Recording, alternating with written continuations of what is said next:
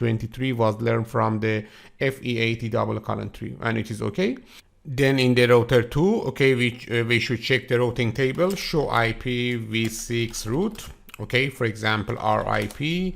Here we don't have any route. Here we have a problem. Let me to verify the configuration of tunnel interface, show run interface tunnel 0.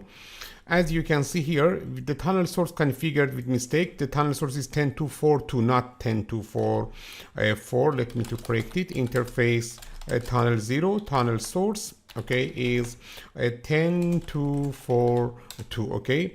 After that, in the notepad file also, let me to correct it. Tunnel source is 10.2.4.2. that's it.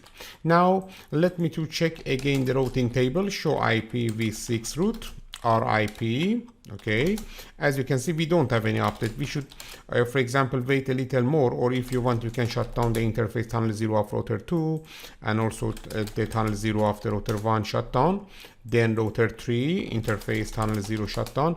After that, we can verify again everything, no shutdown in the router 1 and also no shutdown in the router 2 and also no shutdown in the router 3.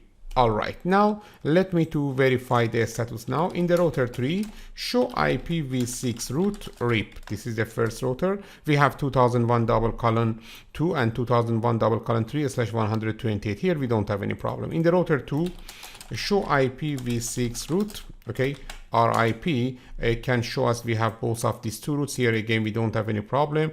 And also in the router 3, show IPv6 route RIP. All right, after that, let me to send traffic from the router 2 to the router 3. Okay, ping 2001:3, okay, with the source of loopback 0.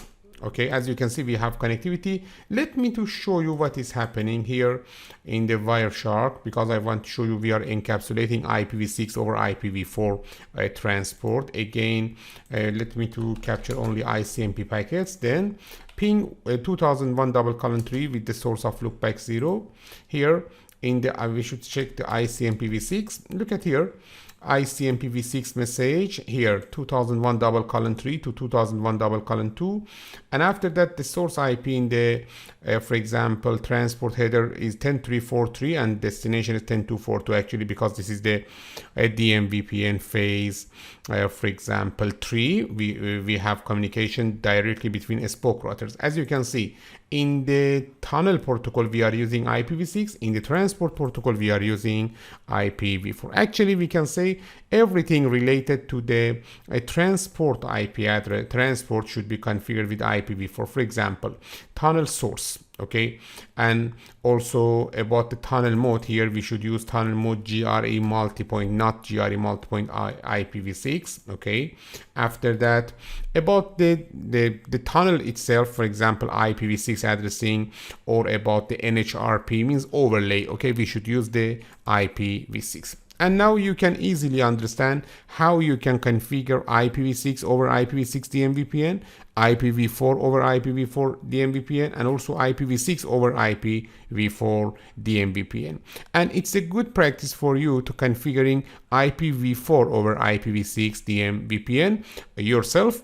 And because of that, we can say in every network with each transport protocol and each tunnel protocol, now we can configure the DMVPN. All right, now it's your turn. Again, you need to review the concept. You should think, and after that you should configure this scenario from the scratch. Then please come with me to the next video, because I'm going to talk about again DMVPN with more feature and about other features related to the DMVPN.